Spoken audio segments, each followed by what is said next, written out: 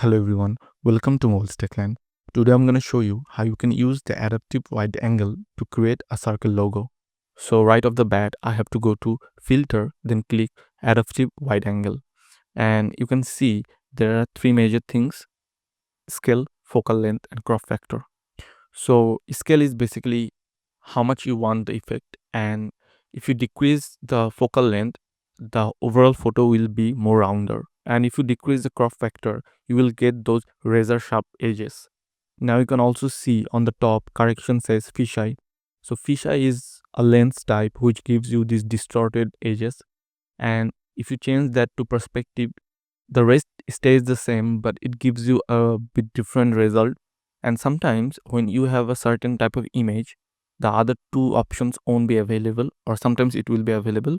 But basically, if you want to create a circle logo with razor sharp edges, you have to choose fisheye. Thank you very much for watching. I hope you liked it.